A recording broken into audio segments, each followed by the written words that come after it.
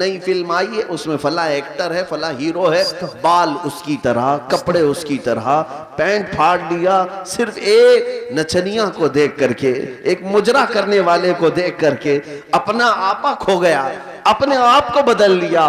اور ہمارے گھر کی خواتین صبح سے شام تک سیریل کے سامنے، ٹیلی ویژن کے سامنے، اور خواب وہیں سجا رہی ہیں کہ شاید ہمارا بھی گھر ایسا ہی ہو، ہمارا لباس بھی ایسا ہی ہو۔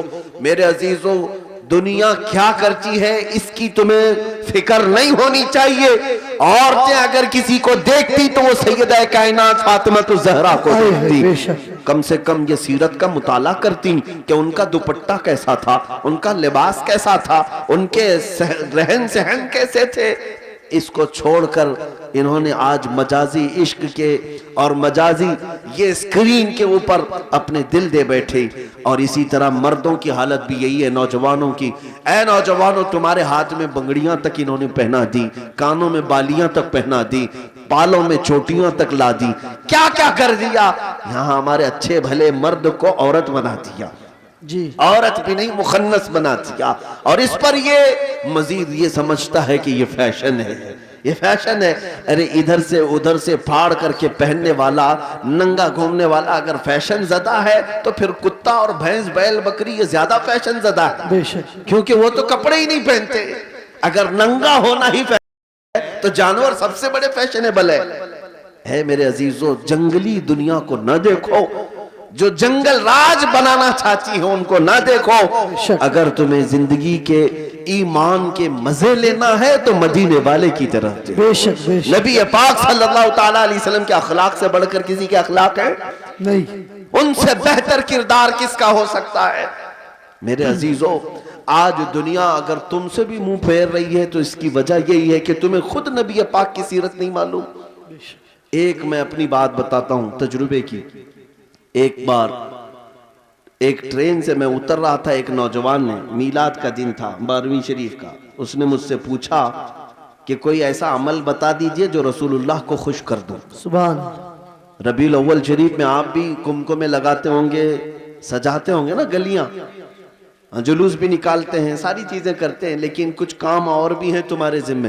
بے شک، اسٹیشن میں تھے، ریلوے اسٹیشن سے اتر رہے تھے، میں نے اس نوجوان سے کہا بیٹا اگر کچھ کرنا ہے تو دیکھو ہم اسٹیشن پہ ہیں، جاؤ کوئی بوڑھا یا کوئی کمزور ہو جس کا سامان بھاری ہو تو اٹھا لو، یہ میرے نبی پاک کے اخلاق ہے بے شک، حضور کی سنتوں میں سے اور حضور کے اخلاق کریمانہ میں سے یہ بات تھی۔ مکہ میں حضور اس بات پر مشہور تھے کہ اگر کوئی بوڑھا سامان اٹھا کر جا رہا ہوتا، نبی پاک خاموش نہیں کھڑے ہوتے، اس کا سامان اپنے کندھے پہ لے لیتے۔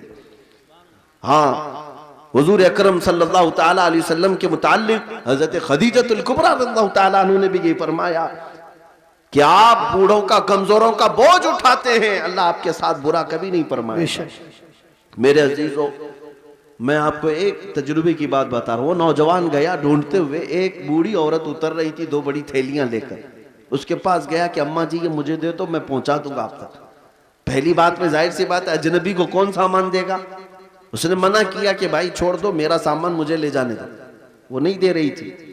اس نے ضد کیا کہ مجھے دے دیجئے۔ وہ خاتون کہنے لگی پہلے یہ تو بتا تو کولی ہے یا سامان اٹھانے والا ہے، ڈریس سے تو نہیں لگتا، کہیں میرا سامان اٹھا کے بھاگ گیا۔ اس نے حقیقت بتائی، اماں جی بات یہ ہے کہ آج 12 ربیع الاول ہے، سبحان، ہمارے پروفٹ محمد صلی اللہ تعالیٰ علیہ وسلم کا جنم دن ہے، اور ہمارے نبی پاک صلی اللہ تعالیٰ علیہ وسلم بوڑھوں کا اور کمزوروں کا بوجھ اٹھاتے تھے، ان کی یہ عادت تھی۔ میں چاہتا ہوں کہ ان کی وہ ادا پر میں عمل کر کے ان کو خوش کر دوں۔ سبحان، سبحان، اس عورت کے دل پر یہ بات لگی، وہ نان مسلم تھی، نان مسلم تھی۔ اس نے سامان اٹھا لیا، جہاں تک جانا تھا وہ خاتون کے ساتھ گیا، ٹیکسی کیا اور بھیج دیا، نمبر شیئر کر لیے تھے، وہ عورت چلی گئی سامان لے کر۔ میرے عزیزو، 6 مہینے گزر گئے اسی طرح سے۔ وہ نوجوان مجھ سے کہتا ہے کہ مجھے تو خبر نہیں تھی، بات آئی گئی ہو گئی، ایک بار اس طرح سے کسی کی مدد کر لیا، لیکن 6 مہینے کے بعد وہ ایک خاتون جو کرسچن تھی وہ فون کر کے کہتی ہے کہ بیٹا کیا حال چال ہے، تجھے یاد ہے ہم اسٹیشن میں ملے تھے اور تو میرا سامان اٹھایا تھا؟ کہا ہاں اماں جی یاد ہے۔ کہا کہ پچھلے 6 مہینے سے میں تیرے نبی کی سیرت ہی پڑھ رہی ہوں، اے ہے سبحان اللہ سبحان تو سبحان نے مجھے ان کی طرف ڈائیورٹ کر دیا، اور ہر دن ان کی بات پڑھتی ہوں تو مزہ کچھ اور ہی آتا اے ہے سبحان ہے، لطف کچھ اور ہی آتا ہے۔ سبحان عزیزان گرامی وقار، آج بھی دنیا تمہارے نبی کو اگر پہچانے گی تو تمہارے اخلاق سے پہچانے، بے شک سبحان تمہارے کردار، تم ترجمان ہو اپنے نبی پاک، بے شک لہذا تمہارے یہ زندگی گزارنے کے طور طریقے ایسے نہیں ہونی چاہیے کہ دنیا تم کو دیکھ کر کے یہ کہے یہ نہایت گندے رہنے والے کہاں کس دین کی طرف بلائیں گے، نہ ان کے ہاں پاکیزگی ہے، نہ طہارت ہے، نہ صفائی ہے۔ آج نشہ اگر کہیں بکتا ہے تو لوگ تمہاری طرف اشارہ کرتے ہیں، بے شک پتہ پوچھو کہ نشہ کہاں ملتا ہے تو مسلمان محلوں کی طرف اشارہ کر دیں گے، کرتے بھی یہی ہیں، بیچتے بھی یہی ہیں۔ اور میرے عزیزوں، سب سے زیادہ جرائم کہاں ہوتے ہیں؟ لوگ تمہاری طرف اشارہ کرنے لگتے ہیں۔ میں یہ نہیں کہتا کہ ہم جرائم پیشہ ہیں، لیکن تم غیروں کی سازشوں کے نظر ہو گئے۔ بے شک ایک بادشاہ نے اپنے وزیر سے پوچھا تھا میری کرسی لمبی دیر تک مجھے قائم رکھنا ہے، کیا کروں؟ وزیر چالاک تھا، اس نے کہا روز روز نئی اسکیمیں دیتے رہو گے، کھائیں گے پھر پوچھیں گے تمہیں کہ پھر نئی اسکیم کیا آئی ہے۔ کہا اگر لمبی دیر تک اپنی کرسی قائم رکھنا چاہتے ہو تو ایک ہی کام ہے، اپنی پوری رعایا کو نشہ کھلانا شروع کر دو، اللہ چرس بھنگ ساری چیزیں ان کو پلانے کی عادت ڈال لو۔ بادشاہ نے پوچھا ایسا کیوں؟ کہا جب یہ سب نشیڑی ہو جائیں گے تو کب تمہاری کرسی کی طرف دیکھیں گے؟